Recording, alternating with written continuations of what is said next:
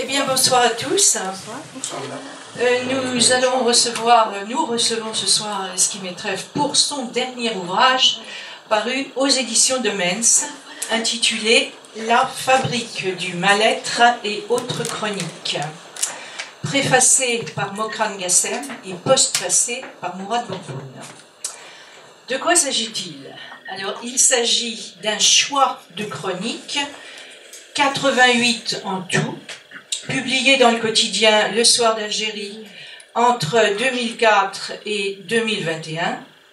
Autrement dit, la mémoire de la vie des Algériens sur 2 décennies, qui couvre toute la période de Bouteflika jusqu'à l'émergence du Irak. Nous avons là de l'actualité politique, des faits de société, des portraits d'hommes politiques, de hauts gradés, d'affairistes, etc. De la société algérienne, le tout assorti d'une analyse des mécanismes de pouvoir et d'un état des lieux.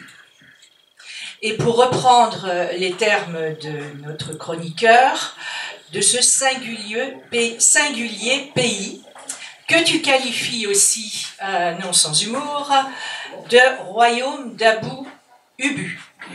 C'est tout dire. Ça donne le ton. Avant de te passer la parole, je voudrais souligner la qualité d'écriture qui donne à ces chroniques un caractère unique en leur genre. Ce sont des chroniques qui empruntent parfois à la forme théâtrale, dans un dialogue imaginaire, pour décrire l'absurde des faits de société. Parfois encore, qui empruntent à une forme de conte philosophique ou de petites nouvelles. Je voudrais citer Mokran Gassem, donc le préfacier. Qui est là. Mokran Gassem. Oui, Mokran. Moi, j'ai pas l'honneur de. Ah non, on a échangé. On a échangé tout à l'heure. D'accord. Donc, qui résume parfaitement et en ces termes cette singularité, donc je le cite. Un jeu de style assorti entre le commentaire du journaliste et la patte multiforme du romancier, dramaturge et poète, savamment mêlés dans une esthétique singulière, c'est donc aussi une œuvre littéraire. Donc cette singularité qui ajoute, qui rend la lecture de ces chroniques encore plus attractive, bien sûr, et je dirais même délectable. On va partir dans un jeu de questions. Donc, ces chroniques existent, puisqu'elles ont été publiées toutes dans la presse. Quel intérêt y a-t-il à les regrouper dans un ouvrage? Bonne question. Bonsoir. Bonsoir.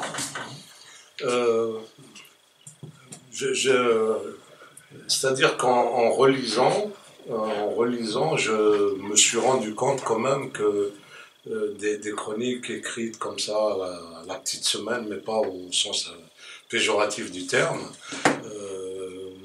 sous la contrainte de l'actualité, toutes les contraintes qu'a un journaliste de temps, il faut remettre à temps, etc., ne pas prendre des sujets trop ringards, ni les dépasser, ni trop en avance, etc. Un réseau de contraintes comme ça qui nous habitent. Donc parfois on peut se planter, etc. Mais je me suis rendu compte que, en les relisant, notamment après avoir fait le choix, mises les unes à côté des autres, ça dégageait un autre sens. Un autre sens que peut dégager un texte comme ça, lu de façon parcellaire, fragmentaire, etc. Fragmenté.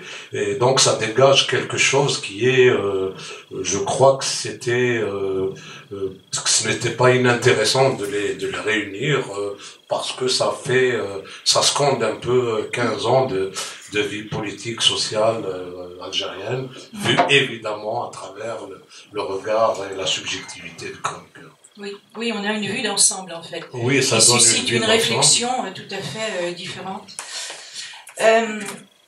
Comme on le sait, dans le journalisme, il y a différents genres journalistiques. Quelle est la spécificité de ce genre qu'est la chronique de presse? Alors, figure-toi que j'ai révisé un peu ce matin mes cours de genre journalistique et la chronique. Il y a deux grands genres journalistiques, hein, les gens qui ont fait des écoles de journalisme le savent. Il y a ce qu'on appelle les genres informatifs et les genres élaborés. Et les genres élaborés, c'est essentiellement le reportage, l'enquête, etc. Et puis les autres, leur destination, c'est d'informer. Voilà. Et la chronique fait partie des genres informatifs. C'est-à-dire que à l'origine, c'est quelque chose, un espace qui est donné pour informer. Donc pression de l'actualité, donc présence de l'événement qui est dans l'actualité, mais aussi qui permet un commentaire, qui permet un commentaire, mais avec la pratique, et Mokran Gassem l'explique bien dans sa préface, la chronique est le genre le plus littéraire des genres journalistiques. C'est-à-dire c'est celui qui permet une intersection avec d'autres savoirs, d'autres pratiques, d'autres que l'information pure, et puis qui permet aussi une forme de subjectivité. Le genre lui-même, par exemple, c'est très différent de l'éditorial. L'éditorial qui est aussi un genre informatif, mais dans le texte, est censé donner la position d'un journal, de l'éditeur. Donc voilà, c'est la chronique et le genre le plus littéraire qui permet la plus grande... après, il y a bien sûr, il y a dans chaque rubrique d'un journal, il y a une chronique. Hein. Oui. Il y a des chroniques économiques, il y a des chroniques juridiques, sportives, culturelles, littéraires, philatélistes, philatéliques, etc. Tous les genres peuvent donner lieu à des chroniques humoristiques, etc. Mais moi, ce que je pratique, c'est ce qu'on appelle une chronique généraliste, c'est-à-dire que je n'ai aucune contrainte en matière de thème et de sujet, ni de traitement. J'ai que les contraintes techniques, strictement techniques, c'est-à-dire j'ai un espace donné, etc. Et tout le reste, c'est à moi de l'inventer. Et parfois, on n'est plus... disons que trop de liberté peut nuire à la qualité du travail lui-même. D'accord. Du reste, on reconnaît la griffe, la signature, entre guillemets, de chaque éditorialiste. Je trouve que toi, tu as un style, on reconnaît, même s'il n'y avait pas ton nom, je pense qu'on pourrait traduire une chronique à la Maîtref. Je ne sais pas, parce qu'il y a des chroniques que je signe par des pseudos, je ne sais pas si tu les reconnais. Je ne sais pas, il faudrait demander au public. Quelles sont les difficultés auxquelles peut être confronté un chroniqueur dans la presse en général et dans la presse algérienne en particulier? D'abord, dans la presse en général,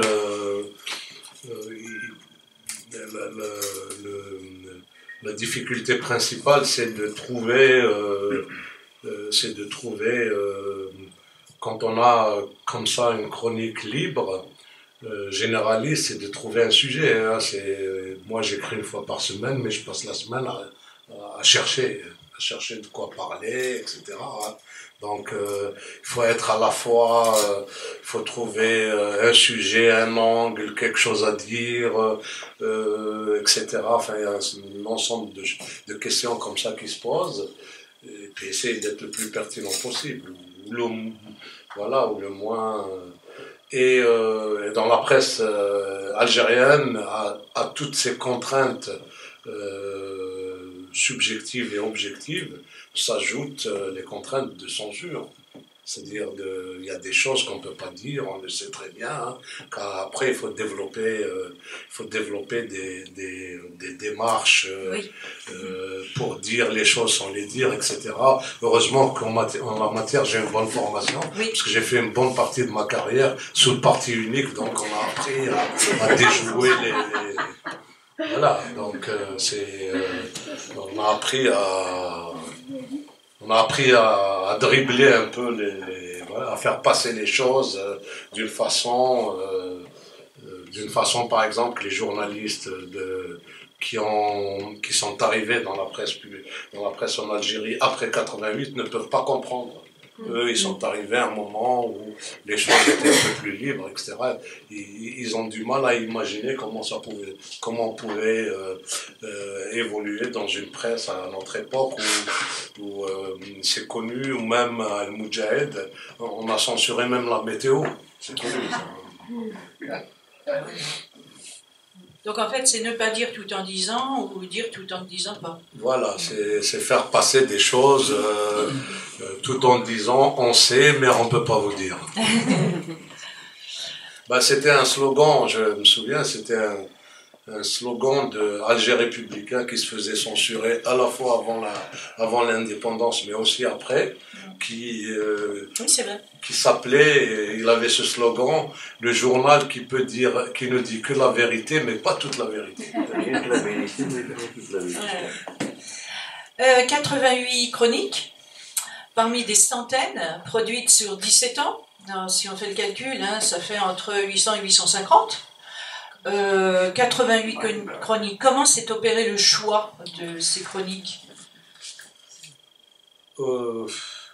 D'abord, je l'ai bien précisé dans le texte de présentation, c'est que j'ai choisi un peu sur l'instigation de Mokran Gassem, je le dis en public, c'est lui qui m'a... Moi, j'ai toujours été...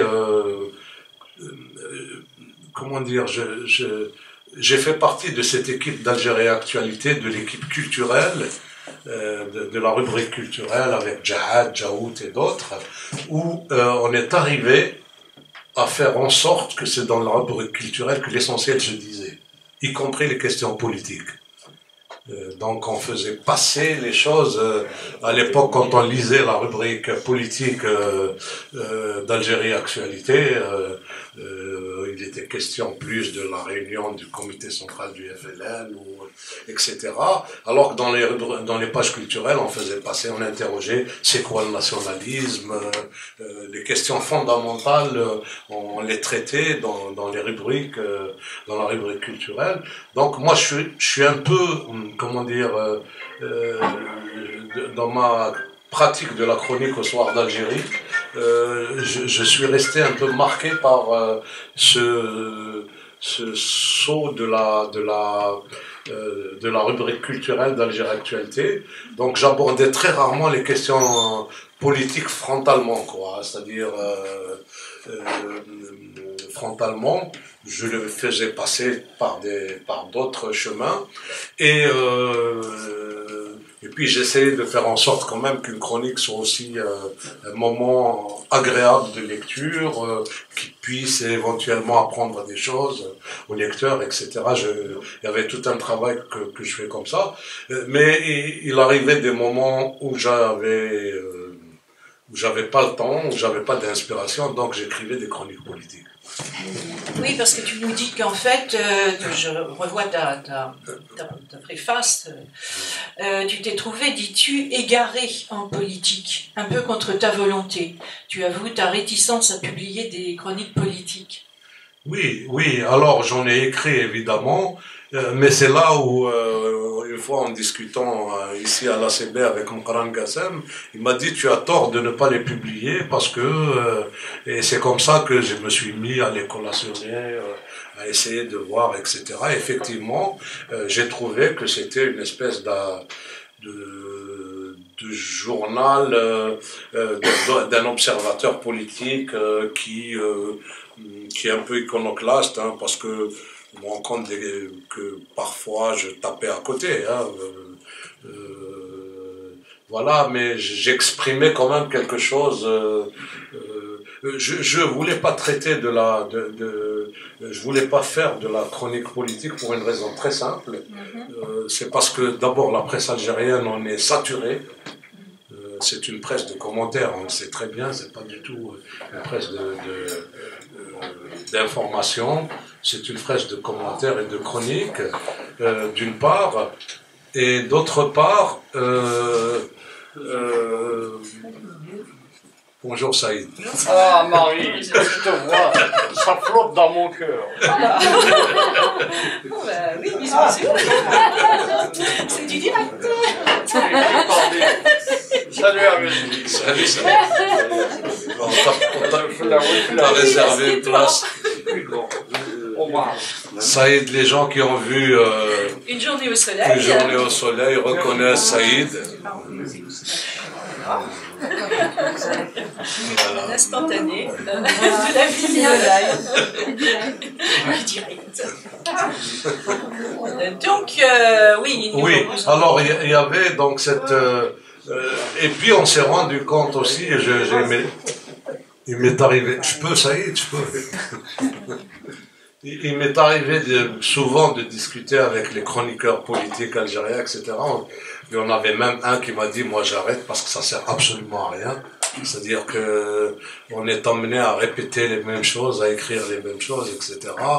La vie politique algérienne est circulaire, les mêmes choses se passent, les mêmes, etc. Donc c'était pas très chatoyant, quoi, comme Saïd, on peut te donner le micro, mais... Oui, donc, recentrons. Donc... Voilà, donc... mais il y avait des moments... Il faut dire que j'ai commencé avec le Soir d'Algérie en 2004. Il y avait deux événements importants qui sont passés en 2004. La première, c'était le deuxième mandat de Bouteflika. Et le deuxième événement, on se souvient tous, c'était l'emprisonnement de Benchikou.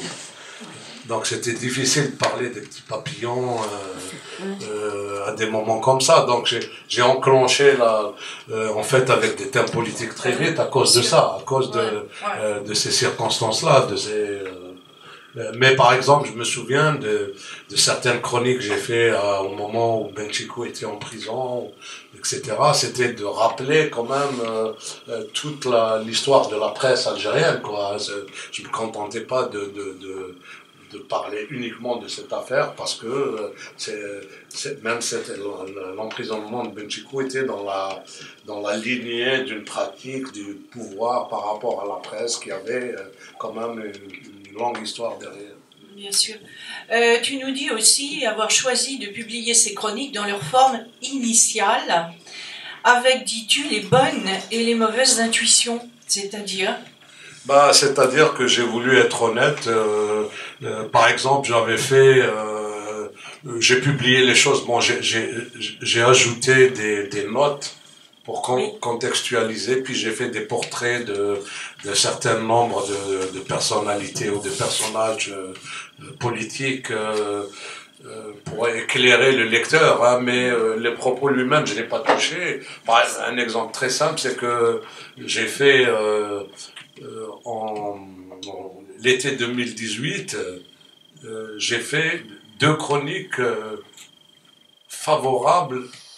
assez favorables à Tebboune. Oui. C'était au moment où il a été éjecté, etc. Vu son développement ultérieur, évidemment, j'aurais pu les enlever, hein, mais j'ai tenu à les garder parce que c'était une mauvaise intuition, et puis voilà, je veux dire, et je le dis, hein, je le reconnais, quand on écrit comme ça vite, on essaie de se documenter au maximum, etc., mais il y a quand même... il faut vivre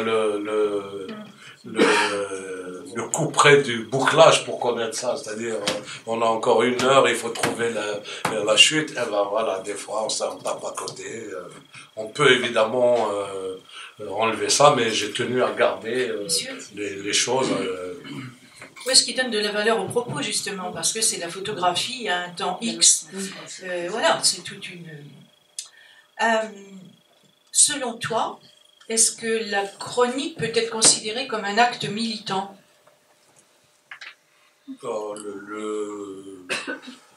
À mon avis, pas seulement la chronique, mais tous les genres journalistiques peuvent être des actes militants quand ils... pas quand ils défendent une cause, mais quand ils essayent de chercher la vérité. Moi, le militantisme, il est là. C'est pas d'être dans une cause seulement, mais d'essayer d'aller... parfois, moi, il m'arrive de chercher, d'aller sur des positions qui contrarient mes positions fondamentales. Parce que j'ai acquis un certain nombre de visions, de vues qui sont parfois dogmatiques. Hein. On travaille sur soi, on a toute la vie. Je dure pour me perfectionner, disait Éluard. Il y a un travail comme ça, et je pense que l'acte militant, c'est pas tant de défendre une cause de façon dogmatique, mais de chercher à s'approcher le plus de la vérité, de ce qui est une vérité, même si elle te dérange dans tes convictions. Oui. Et ça, j'essaye de le faire, hein, j'ai toujours essayé de le faire. C'est pour ça que dans ces chroniques, il y a plus de questions que de réponses. C'est vrai. Parmi tes sujets de prédilection, le Irak a occupé quasiment plus d'1 an de chronique. Depuis les premières manifs, d'ailleurs tu en as vécu certaines sur le terrain, que ce soit en Algérie ou que ce soit dans la diaspora. Je souligne qu'elles ont donné lieu à un reportage retentissant dont vous avez peut-être eu connaissance, que tu as réalisé pour le Monde diplomatique. C'est un reportage d'ailleurs qui a provoqué l'interdiction du mensuel en Algérie.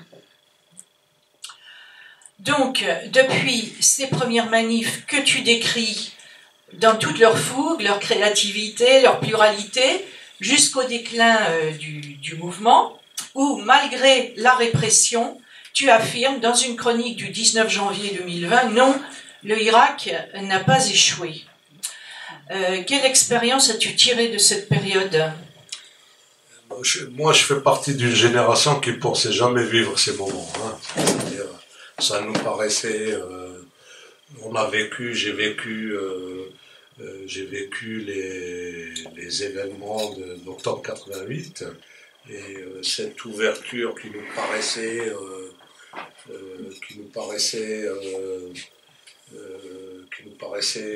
différente de ce qu'on avait vécu jusque-là, jamais j'aurais imaginé qu'on était en train de danser au bord du chaos, hein, à ce moment-là. Donc je pensais que 88 ayant échoué, et de façon dramatique, puisque ça a mené aux années 90 à la décennie noire, et puis etc. Je ne pensais pas qu'on pouvait, enfin en tout cas de mon vivant, vivre quelque chose comme le Hirak, c'est-à-dire des manifestations pacifiques qui ne ressemblent pas à l'Algérie que j'ai connue. Il y a cette phrase que je fais mienne d'Areska El-Larbi qui m'a dit quand je l'avais interrogé quand j'ai fait l'enquête pour le Monde diplomatique, il m'a dit le Hirak a tiré de nous ce qu'on a de meilleur. Et je crois que on pouvait finir par croire qu'on n'avait plus rien de meilleur, quoi. C'est-à-dire qu'on a vécu des choses tellement terribles qu'il n'y avait plus rien à tirer, quoi, en un mot.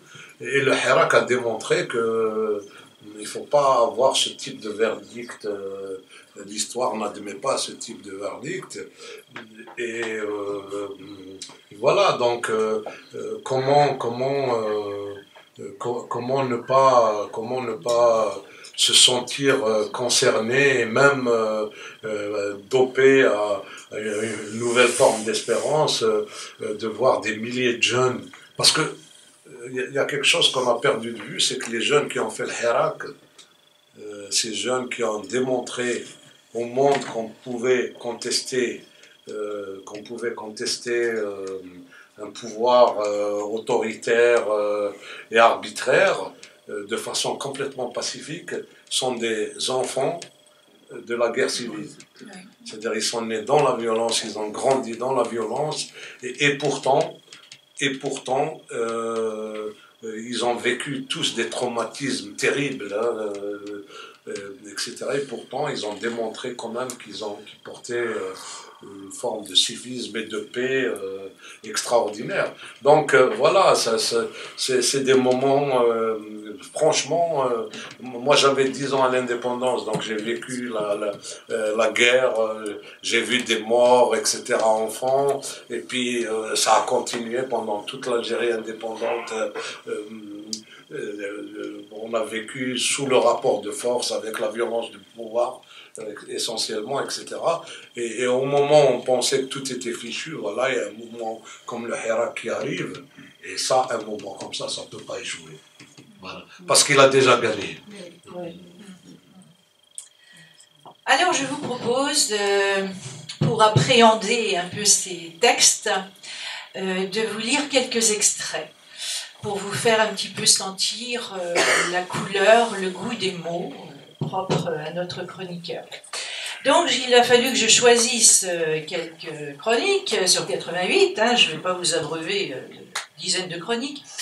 Le choix, je vous l'avoue, a été très très difficile, que ce soit des portraits décapants de personnalités de la scène politique algérienne, parce qu'il y a tout ça hein, dans ces chroniques, la dénonciation de faits de société comme le racisme, la condamnation des journalistes, les emprisonnements des journalistes, les petites et les grandes affaires de l'ère Bouteflika, on a ça aussi, les élections qui n'en sont pas, l'injustice d'une charte, entre guillemets, pour la paix, etc., etc. Donc, le chroniqueur, vous le verrez, percute, bouscule, avec l'impertinence, avec, comme nous le disions tout à l'heure, cet art de ne pas dire tout en disant. Alors, on va prendre déjà une première chronique, je vais vous en lire des extraits de 3 chroniques, que j'ai choisies de façon tout à fait arbitraire, si ce n'est la première, La fabrique du mal-être, parce qu'elle donne son titre à notre recueil. Donc, je vais vous lire ça. Et puis ensuite, tu commenteras. Page 151. Voilà. Alors, dans cette chronique, le chroniqueur analyse l'essence même de ce mal-être qu'il évoque ici, qui affecte la société tout entière, et qui interroge sur les responsabilités. À qui la faute? Alors vous verrez, il y a tout un travail sur le langage, sur les mots, avec énumération, accumulation, dans le plus pur style propre carrément à la littérature surréaliste. Hein. Ça évoque un petit peu cette littérature à la Desnos, et qui traduit l'ampleur de ce mal-être.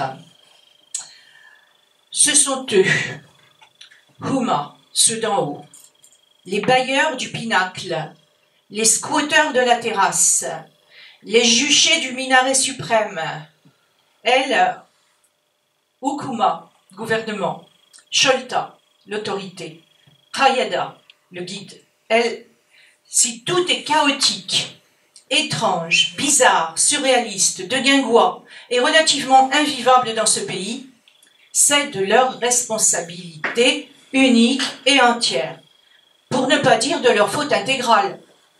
Personne et rien d'autre ne peut ni ne doit être incriminé pour ce chef-d'œuvre de destruction mémorable qui est, quoi qu'on puisse en penser, par beaucoup d'aspects, méthodique. Qui? Le fautif est là, bien visible, à portée du pouce renversé. Il n'a nulle part où se cacher. Donc, ne cherche pas loin le coupable, et si le boulon foire, le boulot y tout, la soudure lâche, le lâche soude, le robinet déblatère, la vis s'enfonce dans le vide, Le vice fonce à tout berzingue. La peinture s'écaille. La télé privée couine d'autosatisfaction orgasmique. La chasse d'eau aboie, mais ne mord pas. La locomotive s'essouffle. Le souffle se démotive. La cocaïne passe les doigts dans le nez. Le wagon se détache. Le trottoir se creuse plus facilement que la question de fond. Le train est train-train. La chaussée se couvre de cyberdétritus. Le général dégringole en simple particulier. Le mental s'affaisse jusqu'aux chaussettes. À fausse griffe. Le temps se dilate en particules égériennes. L'administration se gangrène de laxisme et d'incompétence et de gentilles petites corruptions pas méchantes du tout. Le fric géologique puisé du naphte souterrain se dilapide en frasques surérogatoires de surface. Le pétrole fuit par les jointures offshore. Les canalisations d'eau sont remplies de boue et les regards obstrués de peau de mouton du dernier raïd en date. Les inondations redoublent de férocité. Le choléra marque des buts plus et mieux que les buteurs patentés de l'équipe nationale payés à prix d'or.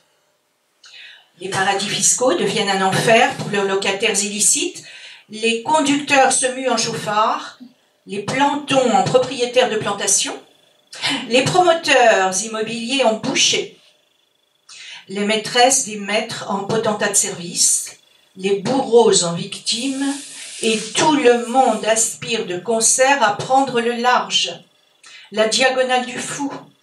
À un flamboyant destin de Haraga affrontant, comme Ulysse, la furie des éléments sans désespérer de retrouver l'introuvable Pénélope. Tu parles d'un gâchis. Donc, voilà. Et également, il met en cause aussi la responsabilité collective. Chacun de nous, de bas en haut, apporte malheureusement son petit écho à la tâche gigantesque. Détruire matériellement et moralement ce pays semble une œuvre collective que certains d'entre nous exécutent avec enthousiasme, etc., etc. Voilà un aperçu de ce mal-être décrit avec brio. Est-ce que tu veux ajouter quelque chose ? La date, s'il vous plaît. Alors, la date, c'est 7 octobre 2018. 7 octobre 2018. En fait, voilà, 7 octobre 2018. Alors la seule chose que je peux ajouter, c'est que j'avais des débats comme ça avec des amis, surtout en Algérie, sur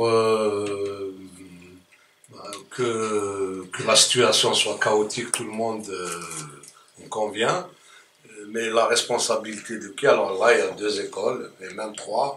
Il y en a pour qui on a un peuple angélique et un pouvoir démoniaque, et il y en a qui considèrent qu'il y a une responsabilité aussi des citoyens, qui certaines choses, l'État ou le pouvoir ne peut pas tout assumer comme responsabilité de la déglingue générale, qui est un projet de société enthousiaste. Donc j'ai des débats comme ça, j'ai eu des débats comme ça. Moi, je fais partie des gens qui mettraient plutôt en cause le pouvoir, hein, parce que, notamment sur la corruption, parce que si on avait voulu combattre la corruption, on n'aurait pas laissé les choses aller au point où elles sont arrivées. Donc c'est évident que s'il y a même tout ce qui paraît anormal, par exemple les fameux parkingers dans les villes algériennes qui t'obligent à payer des sommes faramineuses pour garer ta voiture, faute de quoi ils te crèvent les pneus ou te cassent le pare-brise, qui sont devenus des petits potentats comme ça avec leur territoire, qui sont devenus difficiles à combattre. À un moment donné, on a créé même, je crois, des espèces de brigades spéciales uniquement pour essayer de récupérer ces parkings. On n'y est pas arrivé parce que là, il y a quelques jours encore, j'étais à Alger, il y a encore cette pratique. Si on ne les avait pas laissés prospérer, occuper les lieux, etc., c'est évident que ces gens-là sont protégés par des gens qui relèvent de l'autorité. Donc voilà, il y a une espèce de dialectique entre l'administration et les administrés qui fait que chacun a sa responsabilité, c'est évident. Dans cette, et puis, bon, c'est ça, l'impression est un peu caricaturale, même exagérée, etc. Mais à un moment donné, j'étais là-bas, chaque fois que je voulais faire quelque chose, acheter un ticket de métro, c'était une tâche presque au-delà etc. Je me disais, mais j'avais l'impression que nous autres Algériens, on se lève le matin avec un seul but, se dire qu'est-ce qu'on va faire encore pour casser un peu plus ce pays, quoi. Chacun de nous avait comment on appelle ça, une charge, une mission quotidienne qui consiste à créer un peu plus de mal-être pour tous. C'est pour ça que j'ai appelé ça la fabrique du mal-être. On a une espèce d'entreprise comme ça qui consiste notre travail consiste à nous rendre un peu plus malheureux. Alors, seconde chronique que j'ai choisie, éloge post-mortem de Ben Bella. Donc, page 71, et elle date du 15 avril 2012, donc. Alors, pourquoi avoir choisi ce texte ? Tout simplement parce qu'il m'a surprise, pour ne pas dire subjuguée, par sa liberté de ton et son impertinence. Comment traiter de la mort d'un historique que tous les médias encensent, évidemment, comme il se doit en pareille circonstance, tout en restant lucide et vrai dans son propos ? Comment affirmer publiquement une pensée à contre-courant ? Donc, je vais vous lire un extrait. Voilà, c'est page 71. Alors, la technique utilisée ici est celle d'un dialogue imaginaire, d'un dialogue fictif avec un individu lambda, ce qui permet de faire passer beaucoup de choses. Le chroniqueur s'interroge, vais-je écrire quelque chose alors que toute la presse grouille d'éloges ? Je n'ai encore rien décidé. Lorsque j'entre dans une boutique de fringues tenue par mon ami Ahmed, qui me demande in petto et en VO, Washmen, Cash News, Ben Bella Imout, Allah Yaramou. Voilà, je l'ai dit mal, mais... On a tous compris. Dis-je, mélangeant tout avec tout. La formule rituelle, culturelle, sort de ses gonds un septuagénaire qui farfouillait dans le rayon chemise section XXL. Il est mort de sa belle mort, dans son lit à 96 ans, ce qui n'est pas le cas de tous ceux qu'il a fait tuer lorsqu'il était président. Certains sortaient à peine du maquis pour se faire zigouiller par ses sbires. Ils avaient tenu tête à l'armée française pour se faire trucider in fine par Zahama, leur frère d'armes. Ces hommes ont semé la terreur dans nos villages. Ce n'est pas moi qui gratifierai d'un merci. La messe est dite, si l'on ose. Voilà un des souvenirs qui restera de Ben Bella. Pas très reluisant et pas le seul. Un autre. Les manœuvres pour prendre le pouvoir, le feu ouvert par ces séides sur les maquisards de l'intérieur, qui feront au moins 500 morts, et j'en passe. Un tableau de chasse, oui, avec du sang tout plein. Pourtant, la mort d'un homme reste toujours triste. La compassion ne se marchande pas. Qu'il s'agisse d'un ancien chef d'État ajoute à la densité dramatique de la scène. Et un petit peu plus loin... Donc, un coup socialiste, un coup islamiste, sa seule fidélité est en définitive une détestation chronique et rédhibitoire des combattants de l'intérieur, en particulier d'Aban Ramdan, et un rejet durable des résolutions du Congrès de la Soumam qui remettaient en cause l'architecture du pouvoir et de l'Algérie, telle que les imaginait l'arabo-islamiste socialisant qu'il était. Il y a encore quelques mois, il s'en prenait à Ban Ramdan, Boudiaf et Haït Ahmed, dans un entretien à Jeune Afrique. Il faisait de l'un un agent du colonialisme, du deuxième un mauvais révolutionnaire. Le troisième était Kabyle avant d'être algérien. Bon, allez, on ne va pas finir sur une note mauvaise. Il semble que, dans un tout récent entretien, il ait révisé son opinion sur Ban Ramdan. J'ai voulu, comme il se doit, à la mort de quelqu'un, en faire l'éloge. Je n'ai pas trouvé mieux. Parce qu'il n'y a pas mieux. Voilà. Un commentaire? Un commentaire? Bah oui, vraiment j'avais passé, enfin je le dis parce que quand Ben Bella est mort, dès qu'on l'a appris, toutes les chaînes françaises avaient quelque chose de près. Et je me suis branché sur les chaînes algériennes et il n'y avait rien. Il n'y avait rien, même pas ce palmier qui dodeline qu'on a l'habitude de nous montrer quand ils n'ont pas encore reçu d'instructions pour traiter une question. Et voilà, alors je me suis dit, oui, Ben Bella est mort, est-ce que c'est un sujet, est-ce que c'est un sujet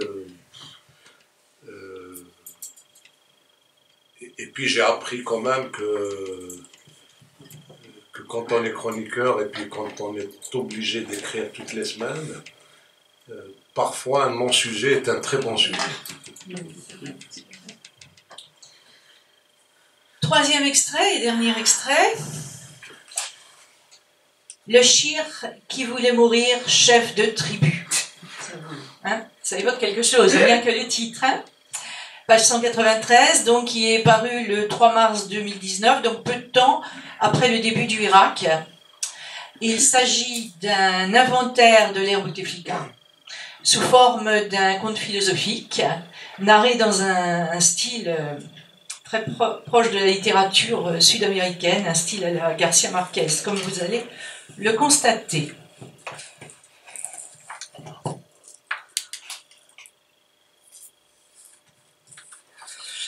Le conte narre l'histoire d'un shir, vénérable pour ses affidés, plutôt machiavélique pour d'autres, qui voulait mourir coûte que coûte chef de la tribu. Il ne fait aucun doute que certains le trouvaient plutôt bienveillant, ce brave shir. D'ailleurs, l'un de ses féaux interpella un jour le peuple de l'Oasis pour lui dire ces paroles presque prophétiques. C'est Dieu qui nous l'a envoyé pour réformer la tribu. Quelques-uns avaient fini par lui vouer une certaine allégeance, plus ou moins intéressés, car ce vieil homme était si bon qu'il leur avait donné le champ libre pour un désossement patriotique de la nation. Il faut dire que du temps de sa flamboyance, le shir, frappé désormais de mutité, possédait un talent oratoire hors du commun. Il était capable de vendre du sable aux bédouins. Donc je vais passer un peu parce que c'est un petit peu long. Quand la tribu fut persuadée que le shir devait enfin passer la main, quel ne fut pas son désappointement d'apprendre par la caste qu'il voulait mourir sur le trône. Cette opiniâtreté réveilla chez les Oasiens endormis la flamme de la révolte. Ils sortirent pour clamer, vainquant la peur, leur désir de cesser d'être humiliés, car ils découvrirent que la reconduction du shir invalide signifiait que l'Oasis n'avait pas un seul homme digne de lui succéder.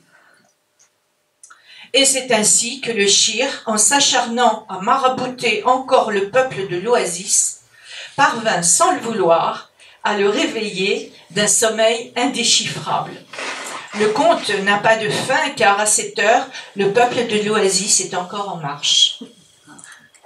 Voilà un autre style, une autre façon d'aborder un sujet très, très, très vif, très politique. Alors là, c'est vraiment un exemple de... J'ai parlé de dribble tout à l'heure, de dribble, parce que c'était 2 semaines après le début du Hirak.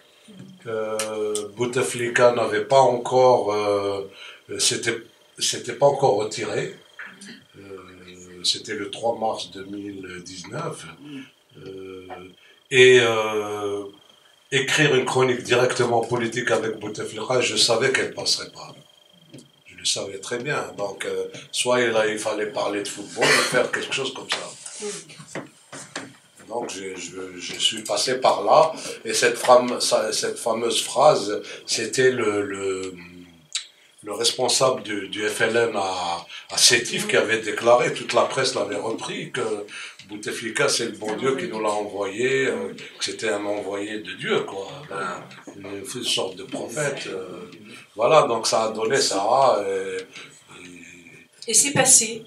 Et c'est passé parce que je m'en prends même pas aux gens qui ne passeraient pas éventuellement, parce que ça peut avoir des conséquences sur tout le journal, hein. Je juge pas.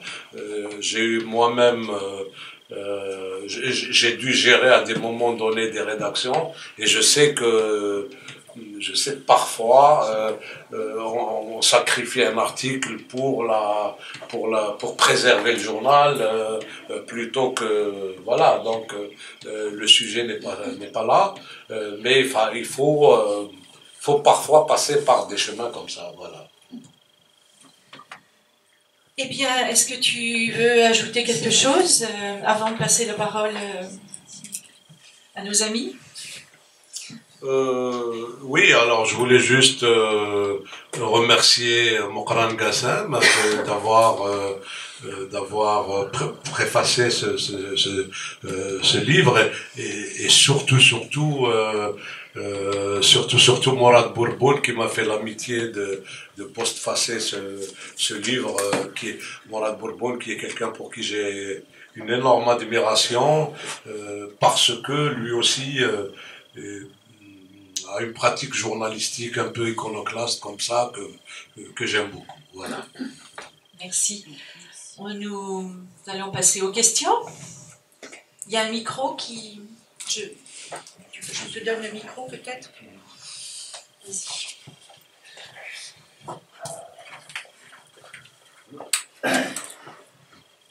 Vous nous avez pris toutes nos questions, auxquelles il a répondu, bien sûr. Néanmoins, je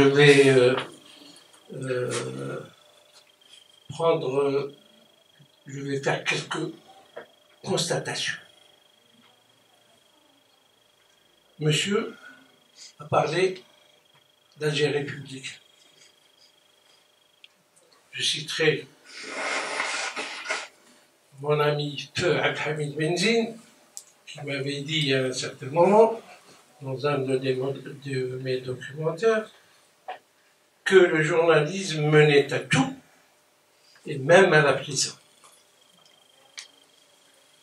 Cela a été constaté, cela a été fait. Maîtresse a parlé aussi d'un autre grand journal, Algérie Actualité, et il avait dit, et il est vrai, que la culturelle Algérie Actualité était véritablement le forum ou l'endroit le plus, où on s'exprimait le plus, où on en disait les choses politiques les plus interdites à l'époque. Par contre, je ne suis pas d'accord avec lui quand il dit qu'il faisait de la chronique qui n'était pas politique. Tout était politique. Tout était aussi dans cette Algérie Actualité, dans cette rubrique dirigée par un grand monsieur, Abdelhamid Mjahad, à sa tête un autre grand monsieur, mais qui était aussi la Pazoula, c'est-à-dire le Platon. C'était aussi un grand moment d'expression libre, mais mitigé. mais aussi on apprenait avec cette rubrique qui était tellement... C'était de la littérature. Et la preuve en est donnée avec vos extraits. Notre ami Maître faisait aussi dans la littérature la plus pure, tout comme Djahad, tout comme tous ceux qui sont passés par... Je lisais dans Facebook quelqu'un que vous connaissez très bien et qui n'intervient, le professeur, uniquement que sur Facebook actuellement, qui a arrêté d'écrire, où il parlait justement de journalisme et de ce que vous disiez tout à l'heure par rapport aux chroniqueurs et ce qui se passe actuellement. Et ce que vous faisiez, ce qu'on a entendu comme extrait, c'est de la politique, c'est aussi de la littérature. La littérature est aussi politique. Dans vous citez dans l'actualité, vous les connaissez tous, ils étaient vos collègues, j'en ai connu, Bouni, Abdelkrim, Hakim Djidali, tous ces gens-là ont fait, après, qu'est-ce qu'ils ont fait? Ils ont écrit tout comme vous. Et ce qui est beau, c'est que vous avez donné aux Algériens un espoir dans votre... Le Hirak, quand vous le décrivez, il est beau. Nous l'avons vécu. Il est très beau. Alors, merci beaucoup. Merci à vous. Merci, monsieur. Merci, mais je veux juste vous reprendre sur une question. J'ai jamais dit que c'était pas politique. J'ai dit que la politique passait par la rubrique culturelle. Que les vraies questions politiques, Algérie Actualité avait une rubrication, un rubricage. Il y avait, quand on ouvrait le journal, on avait les pages courrier, ensuite on avait la rubrique l'éditorial, ensuite la rubrique politique nationale, et là il se passe rien. Parce que toutes les questions politiques étaient dans la culturelle. Absolument. Mais elles passaient par des sujets culturels. Absolument. Voilà. J'ai connu ce moment et je vous adore. D'autres questions? Ah, je voulais, juste il n'y a pas d'autres questions. Peut-être. Ce serait bien qu'il parle de son passage à l'audiovisuel. D'accord, ah oui, ok. Très important. Bonne idée. D'autres questions? Non? Si? Ben est devant le micro. Le micro. Non, non, ah ouais. pardon. Écoute, s'il n'y a pas d'autres... Pour l'instant, j'écoute les autres. Oui, en attendant que Ben se décide, j'occupe le terrain, puisqu'on est sur un plan footballistique, comme dit notre ami Astré, qui aime bien dribbler. Alors, dans ma jeunesse, une fois, je discutais avec un ami qu'il a connu aussi, Majid Mskoud, qui a travaillé à Algérie Actualité. Et je lui dis, mais tu sais, ces journalistes-là qui écrivent n'importe quoi, mais jamais frontalement. Il m'a dit, mais non, il faut savoir lire entre les lignes. Et donc, j'ai commencé à lire entre les lignes, j'ai rien trouvé. Alors, avec Azré, parfois, je ne trouve rien. Et je lui dis, mais qu'est-ce qu'il veut dire par là? Alors que tout est politique chez Azré, y compris quand il fait du culturel et de l'humour et parfois je trouve extraordinairement clair politiquement justement et je voulais finir par une question. Comment tu as fait pour choisir tous ces chroniques pour en faire un livre? Peut-être que vous l'aviez dit au début, je suis désolé, je suis arrivé un petit peu en retard. Et la deuxième chose, est-ce que tu comptes écrire sur le Hirak? Parce que tu parles tellement bien du Hirak que je pense qu'à toi-même tu peux le réenchanter. Merci. Alors pour la première question, tu es pénalisé parce que j'ai répondu, tu arrives en retard. Non, j'ai choisi. Non, mais c'est vrai que ça avait posé un vrai problème de choisir parce qu'il y en avait beaucoup. Hein, ça me rappelle un peu les peintres quand au moment où ils doivent exposer. C'est toujours. On a toujours un coup au cœur d'abandonner tel texte pour choisir tel autre, etc. Et puis même quand le livre est paru, je me disais peut-être qu'il aurait fallu. Enfin, je sais pas. C'est jamais vraiment tranché. Si je devais le refaire aujourd'hui, ça aurait donné. Mais j'ai essayé de choisir des chroniques qui sont dont les thématiques se suivaient un peu, parce qu'un livre c'est autre chose que voilà. Et puis la deuxième question, je me souviens. Tiens, tu me passes le micro. Tu me Hein? passes le micro.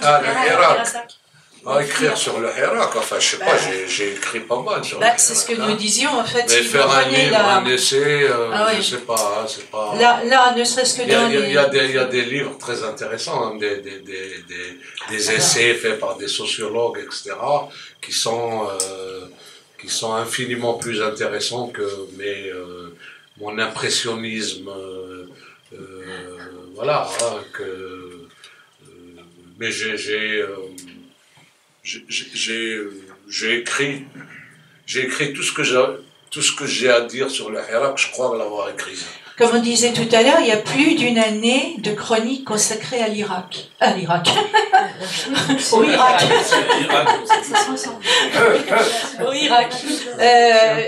On trouve du reste parce que c'est classé par année. Hein. Donc on va directement, et alors là on a un panorama vraiment sous tous ses aspects, de l'Irak sous tous ses aspects. Aussi bien comme je disais tout à l'heure sur le terrain, c'est-à-dire le vécu de ce mouvement, de cet enthousiasme qui est décrit de façon absolument superbe et qui rend vraiment compte de ce qu'il était, jusqu'aux analyses. Donc on a un nombre considérable de chroniques qui, à elles seules, donc sont un panorama de ce qu'était l'Irak. Voilà. Oui. Oui, je voulais te poser une question, Aristide. Vu ton grand âge, pardon, oui, ton expérience. Je préfère qu'on me disait feu mon ami Malek Anoula qui disait je ne suis pas vieux, je suis un ancien jeune. T'en fais pas, on a à peu près le même âge, donc. Non, vu ton expérience justement dans la presse algérienne, tu as vécu toutes les époques quasiment. Et entre les années de plomb de Boumedienne et après la libération, enfin il y a quand même un petit peu une liberté de presse qui s'est, après 88, qui a permis justement qu'il y ait une presse un peu plus libre de s'exprimer. Tu as vécu cette époque, et là, on est en train de vivre une autre époque. Comment tu vis ça? Est-ce que c'est retour aux années de plomb ou c'est une autre forme de répression de la liberté de presse aujourd'hui? D'autant que tu es chroniqueur dans un journal, pour moi, qui est l'un des pires, dans l'apologie de cette Algérie nouvelle, etc., où l'expression, moi, je la vois extrêmement dirigée, on la sent dans le moule, vraiment, de cette nouvelle Algérie extrêmement répressive et barbare. Écoute, alors, je crois qu'on est en train... moi, j'ai commencé à faire du journalisme au début des années 70, c'est-à-dire au moment où Boumedienne tenait vraiment le pays. Mais je crois qu'on avait, ça c'est une expression, je ne sais pas qui c'est qui l'avait utilisée, quelqu'un qui disait, on était dans une prison, on était dans une espèce de prison de l'expression, hein, je veux dire, hein, et pas seulement de l'expression d'ailleurs, mais disons aussi de l'expression, mais on avait des tentatives d'évasion, et on en a fait. On arrivait à réaliser des évasions, mais là, ce qu'on vit en ce moment, j'ai jamais connu une période aussi régressive, quoi, hein, aussi régressive, parce que la différence, je suis obligé de le dire, mais on peut l'expliquer, hein, c'est que entre-temps, l'école l'école algérienne s'est complètement délabrée. Et malheureusement, les nouveaux journalistes qui sont arrivés dans la presse au début des années 2000, 2010, etc., sont les fruits de cette école-là. Donc, ils n'ont même pas la formation qu'on a eue, nous. Nous, au moins, on avait une formation à la fois scolaire, mais aussi professionnelle, qui faisait qu'on était capable de faire face à un régime autoritaire, etc. On était capable de faire passer des choses, la preuve. Hein. Et aujourd'hui, c'est plus le cas. Hein. Aujourd'hui, c'est heureusement qu'il y a les réseaux sociaux, c'est-à-dire comme alternative à cette chape de plomb, parce que c'est une vraie chape de plomb, et voilà, donc... mais par rapport à Hirak, je voulais ajouter une chose, c'est que quand j'ai commencé à réunir les chroniques pour ce livre, je l'avais terminé avant qu'il y ait les fameux incendies en Kabylie, etc. Et il allait sortir à ce moment-là, mais à cause du Covid, etc., ça n'a pas pu se faire. Donc au moment où mon éditeur m'avait relancé, je lui ai dit, il y a eu du nouveau, et j'avais fait quelques chroniques après les incendies en Kabylie, notamment... etc. Et des chroniques qui ont été hyper polémiques, qui m'ont créé de très très gros problèmes, y compris avec des amis, qui ont notamment une sur le MAC, qui m'a valu vraiment des inimitiés durables et voilà, donc il y a aussi cette période-là, hein, je veux dire, cette période de la répression sur le fameux jeune qui a été tué à l'Arba'ana, toutes les polémiques qui ont suivi ça. J'ai eu le temps de rattraper quand même certaines chroniques pour que le livre sorte aussi avec une vision plus... Parce que là, pour moi, c'était aussi le Hirak qui était concerné, quoi, d'une certaine manière. Oui, c'est la chronique, et si le Marc n'était qu'une baudruche, août 2021, où tu cites d'ailleurs ces paroles de Verlaine, je ne suis pas fait pour cette haine. Oui, parce que beaucoup de confrères et même d'amis m'ont attaqué personnellement en me disant oui, tu es en train de justifier le lynchage d'un jeune, etc. C'était terrifiant le niveau de débat, quoi, le niveau y compris dans mon journal, hein, je veux dire. Hein, d'ailleurs, après ça, j'ai dû prendre un congé parce que j'étais au bord de la dépression à cause de ça. Est-ce qu'il y a d'autres interventions? Oui, je vais vous passer je vous le passe parce que sinon votre question n'est pas enregistrée. Ah, ce serait dommage. Vous pouvez me rappeler le titre du livre? La fabrique du mal-être. La fabrique du mal-être. Et les trois textes que vous avez lus, les trois chroniques, donc vous justifiez le titre, dont la première chronique. Et là, vous dites que les jeunes journalistes d'aujourd'hui ne sont pas équipés, ne sont pas formés pour pouvoir faire face à tout ce qui se passe en ce moment en Algérie et savoir avoir, et ne sont pas armés pour écrire. Qu'est-ce qui empêche, qu'est-ce qui fait que les anciens comme vous ne mettent pas en place justement de la formation en amont pour ces jeunes journalistes? C'est une question comme ça, parce que la transmission, elle est importante par les pairs, hein, et je pense qu'il y a une nécessité absolue, puisque sinon, tout le savoir-faire et le savoir que vous avez acquis, s'il n'est pas transmis, il va se perdre, et peut-être que même la qualité de l'écriture et cette façon de savoir salomer pour pouvoir transmettre un message sans que ça vous revienne en pleine figure, eh bien, ils ne l'apprendront pas s'ils ne l'ont pas par ses pairs. Voilà ma question. Mais ça, c'est les censeurs qui leur apprennent ça, c'est pas nous. Hein. Les censeurs. C'est les censeurs qui vous apprennent à les combattre, c'est pas à nous. Hein. Moi, j'ai connu, je suis allé en Égypte à la fin des années 80, et je discutais avec un vieux journaliste nassérien c'était après 88, donc on avait une relative liberté de la presse. Il m'a dit, est-ce qu'il y a de liberté de la presse chez vous? Je lui dis oui, etc. Puis il m'a dit, combien vous avez de journalistes en prison? J'ai dit personne. Il m'a dit, alors vous n'avez pas de liberté de la presse. Et il n'avait pas tort, hein, c'est-à-dire que ce sont des libertés qui s'arrachent. Voilà, c'est... mais pourquoi? Oui. Pour la transmission. Oui, la transmission, vous savez, hein, la transmission, il y a dans les journaux en Algérie, ils ont des formations, hein, mais le problème n'est même pas là, c'est pas apprendre à faire une différence entre un article, un filet, une brève, c'est tout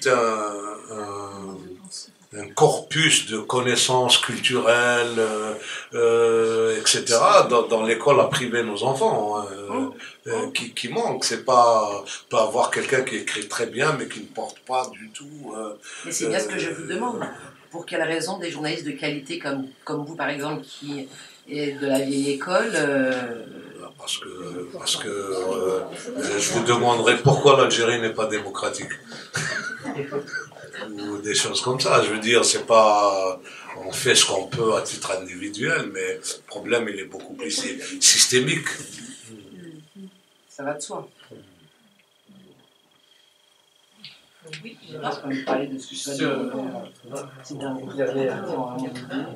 pour abonder dans le sens de madame, pourquoi pas l'aventure d'Alger républicain, pourquoi pas vous ou d'autres, ceux qui ont fait actualité, pourquoi pas un écrit, l'aventure d'actualité, l'Algérie actualité qui a beaucoup donné, qui a beaucoup... Je ne crois pas que ça soit la même chose. Hein. Je ne crois pas que Alger Républicain était un journal militant que des gens portaient, etc. Algérie Actualité a été un journal étatique, il ne faut pas l'oublier. Hein, mais la culturelle était... oui, c'était dans les années 80, il y avait une équipe, il s'est trouvé qu'il y avait une équipe qui avait une autre conception du journalisme et de ce qu'il fallait faire dans le journalisme. Et il faut dire aussi, parce que quand on veut dire, il faut tout dire, il faut dire aussi que il y avait une lutte à l'intérieur de pouvoir entre des courants, et il y avait un courant qui avait intérêt à ce qu'il y ait une presse un peu comme ça, de la perestroïka avant l'heure, de la perestroïka algérienne, et Algérie Actualité, on a profité, c'est très bien, hein, le problème n'est même pas là, mais je veux dire, c'est pas uniquement le militantisme, parce qu'Algérie Actualité, bon, moi j'y ai vécu, hein, Algérie Actualité, c'était un panier à crabes, il y avait de tout. Il y avait de tout. Vous achetez le journal, vous voyez les articles, ils sont intéressants ou pas intéressants, mais à l'intérieur, c'est un monde. Hein. Tous les courants politiques et policiers étaient représentés dans cette rédaction, donc c'est pas un journal qui a été, comment vous dire, que des gens portaient comme Algérie Républicain. Algérie Républicain continue à appartenir à un courant de pensée, de militantisme qui ont toujours été censurés. Algérie Républicain a été censuré, interdit 3 fois deux fois pendant la colonisation et une fois pendant et 4 fois et 2 fois après l'indépendance. Hein. Voilà, donc c'est autre chose, c'est pas. Mais pourquoi ne pas l'écrire? Je crois que ça a été fait. Hein. Tu parles de la culturelle, hein. Tu parles pas du journal. Culturel, bon, on peut faire des témoignages, mais l'intérêt c'est d'analyser tout ça, c'est d'analyser qu'est-ce qui a rendu possible. Je me souviens quand j'étais à Algérie Actualité, j'étais envoyé en reportage en RDA, Berlin-Est, et j'ai été reçu par un metteur en scène de théâtre est-allemand qui avait travaillé en Algérie. J'étais chez lui un mois avant la chute du mur de Berlin. Hein. On veut dire l'ambiance qu'il y avait. Et il avait invité des amis à lui, un couple qui ont travaillé pendant plus de 10 ans à l'ambassade de RDA à Alger. Donc ils connaissaient très bien l'Algérie. Et lui, il la connaissait un peu moins parce qu'il a passé 2-3 mois, il a monté une pièce à Oran, etc. Et puis en discutant, le gars qui travaille à l'ambassade connaissait très bien Algérie Actualité et il essayait d'expliquer à son ami ce que c'est Algérie Actualité et l'autre essayait de lui trouver des équivalents est-allemands, etc. Il lui dit non, ça n'a rien à voir, je peux même pas te décrire, et c'est vrai, hein, comment un journal étatique peut avoir un soubassement d'opposition, parce que c'était le cas. C'est véritablement c'était le cas. Et apparemment, jusqu'à maintenant, moi, à part Snepé, qui écrit de temps en temps sur Facebook, je n'ai pas trouvé d'autres témoignages par rapport à cette période merveilleuse que j'ai vécue, non pas à l'intérieur, mais juste à côté. Je crois qu'il y a eu des approches. Mohamed Koursi, je ne sais pas s'il a écrit sur le Moudjahid ou même Stambouli, il a écrit sur... Non, il a écrit par rapport aux gens, comme dans son truc... oui, sur Jahad, Jaoud. Oui. Mais pas un truc...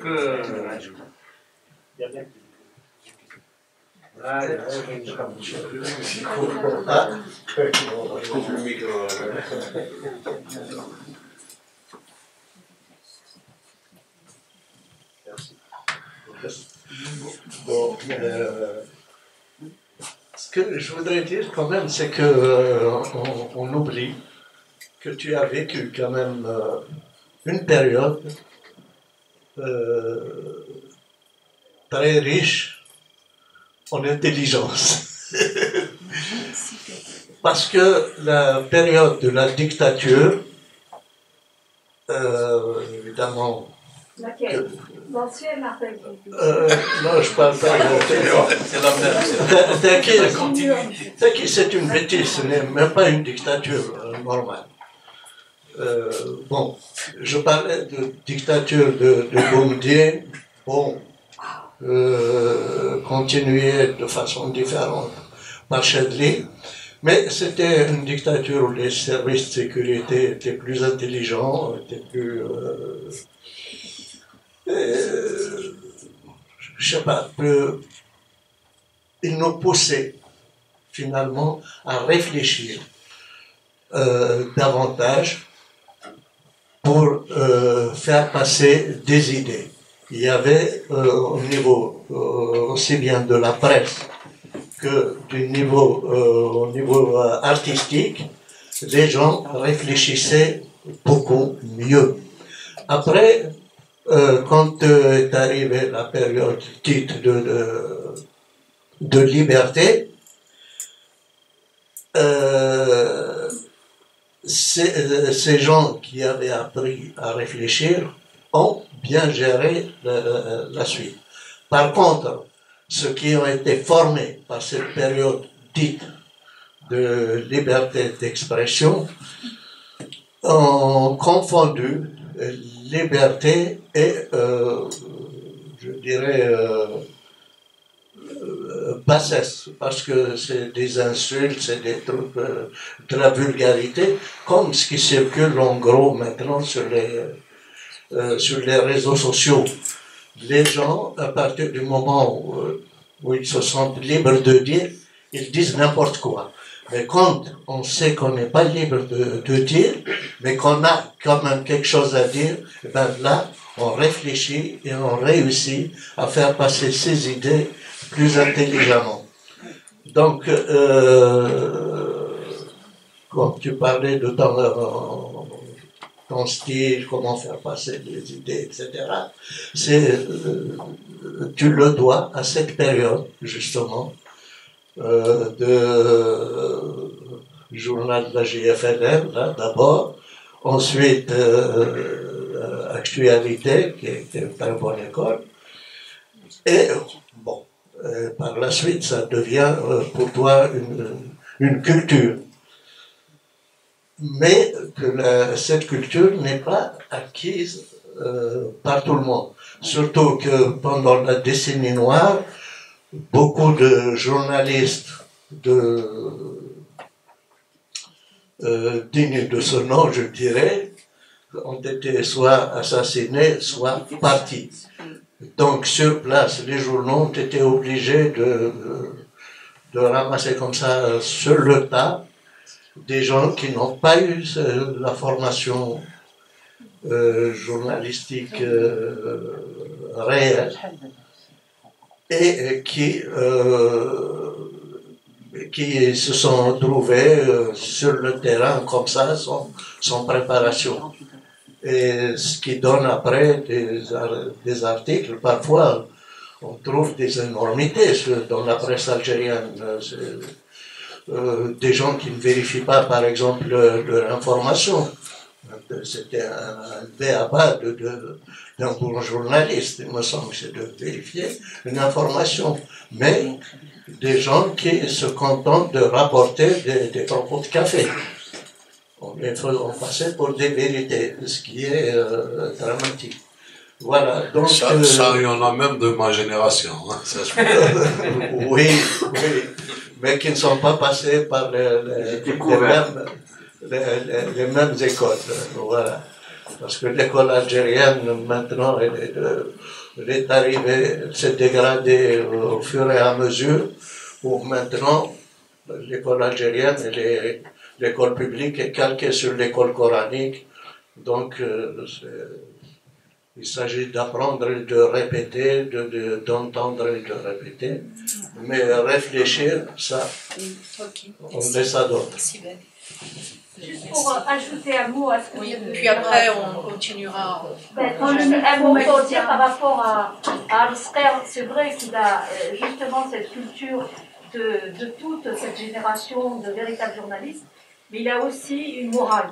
Et c'est pour ça que dans toutes ces époques, il a gardé une intégrité, et c'est pour ça qu'on le remercie aujourd'hui et qu'on lui garde, qu'il nous conserve une grande estime pour tout le travail. Merci. Merci.